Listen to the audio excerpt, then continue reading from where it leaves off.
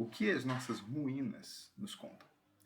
O Programa de Extensão e Histórias da Universidade Federal do Rio Grande do Sul lançou uma pesquisa pensando nas ruínas como um elemento importante para a história humana e para a produção artística. Essa pesquisa foi feita pelo Lourenço Demarco, orientado pela doutora Lilian Maus, que analisaram paisagens do Rio Grande do Sul conectadas pela Ferrovia do Contestado. Essa ferrovia, por sua vez, teve o objetivo de ligar regiões do Sul e do Sudeste. É uma pesquisa maravilhosa, um trabalho muito bem feito e que me fez pensar bastante, não apenas como produtor de escrita e como artista também, mas principalmente como acadêmico de engenharia civil. Então, por que não começar um certo diálogo? Antes de chegar propriamente no tema e na minha perspectiva disso, eu quero dar um pouquinho de contexto histórico.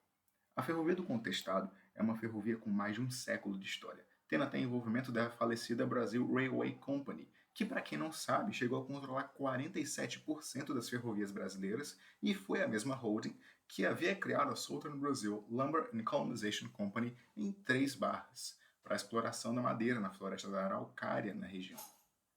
A empresa contratou na época o engenheiro Achilles Stenhill para usar a empreitada. Ele, por sua vez, chamou mais de 4.000 homens, tendo recrutado um total de 8.000 trabalhadores em todo o país, inclusive no exterior, distribuindo eles ao longo de 372 quilômetros de traçado. Então, concluída a parte provisória de madeira, ou melhor, uma ponte provisória de madeira sobre o Rio Uruguai, a estrada de ferro São Paulo-Rio Grande foi solenemente inaugurada no dia 17 de dezembro de 1910. Mas a ponte foi levada pela enchente de maio de 1911 e a nova, metálica, somente ficou pronta no ano seguinte, e é a mesma que existe até hoje.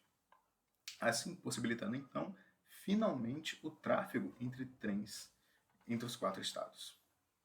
Durante anos e anos, essa ferrovia foi o único meio de comunicação e transporte que ligava o Vale do Rio Peixe ao restante do Brasil.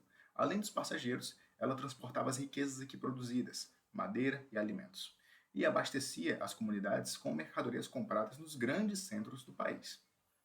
Essa ferrovia também, ela foi, como é que eu posso dizer, um ponto importante, não apenas pelas conexões internas que fazia, mas diariamente transitavam diversas linhas de trens, direto e misto.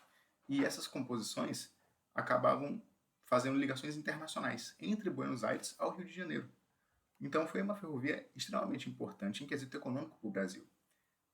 Mas questões históricas envolvendo terras e uma quantia assombrosa de corrupção na Brazil Railway Company, que eu não me atrevo a dissertar no momento, levaram ao sucateamento, deterioração e inevitável desligamento das atividades da Ferrovia do Contestado, gerando até que um certo apagamento desses municípios, gerando um declínio populacional, econômico e gerando cenários de abandono. O trabalho feito pelo Lourenço Demarco e a doutora Lilian Maus produz uma série de artes que demonstram que essas ruínas, ao evocarem um sentimento de nostalgia, podem ser vistas não somente como lembrança de fatos passados, estanques na história, mas também como uma possibilidade de produção gráfica no presente.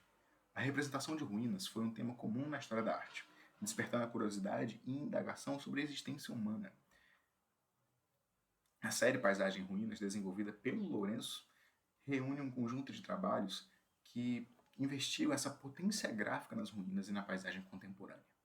Inclusive, a digníssima senhorita Diana Neri fez a sua reflexão no seu campo de atuação, a saúde mental, sobre como ruínas são uma lembrança histórica, social, afetiva e individual da nossa trajetória.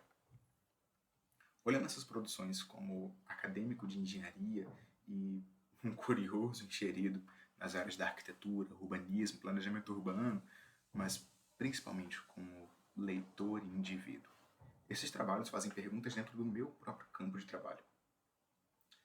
Eu sempre vou defender o discurso de que a construção civil precisa de humanos, de gente que entenda que construir uma casa não é apenas uma casa, mas o sonho de uma família, de uma mãe que morou a vida inteira de aluguel. Construir um poço artesiano é dar acesso a um recurso básico a um ser humano, é, quem sabe, aumentar um pouco de dignidade de uma casa. Construir uma ponte, ou uma ferrovia, nesse caso, é dar a chance de um povo de ter algo muito simples que nós temos todos os dias, porém não percebemos: comunicação, chance de acesso.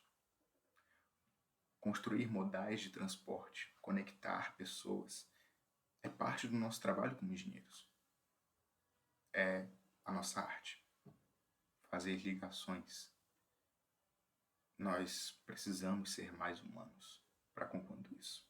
É isso, meus colegas de profissão e academia, que a gente faz. E, infelizmente, muitos não conseguem correlacionar o trato do cálculo que a gente aprende com o humano que a gente atende. E isso me preocupa bastante. Invadindo um pouco do campo da literatura, Fyodor Dostoiévski figurava no personagem do Sonhador em Noites Brancas, um homem que conversava com a cidade. E a cidade o respondia de volta.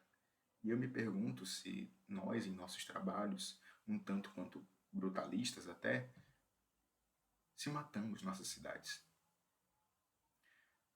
Saindo um pouco do Rio Grande do Sul e vindo para a perspectiva do Maranhão, nós estamos há anos pensando em como revitalizar o nosso centro histórico, mantendo a nossa pegada histórica, mantendo a nossa cultura, mantendo a nossa identidade, mas ao mesmo tempo encontrando funções para aqueles prédios. E se a gente não se preocupar com o caráter humano, a gente vai estar fazendo um retrofit que mata a história de um prédio, mata a arte de um prédio, puramente porque ele precisa ter função social.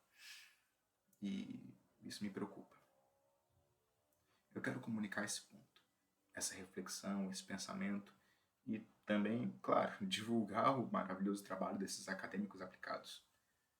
Como eu disse, interligar saberes por meio do ensino, da pesquisa e da extensão é o que a minha universidade faz, para que a gente comece os diálogos que vão levar a construir um futuro melhor. Então, é isso. Essa é a minha perspectiva. Então, até outra hora.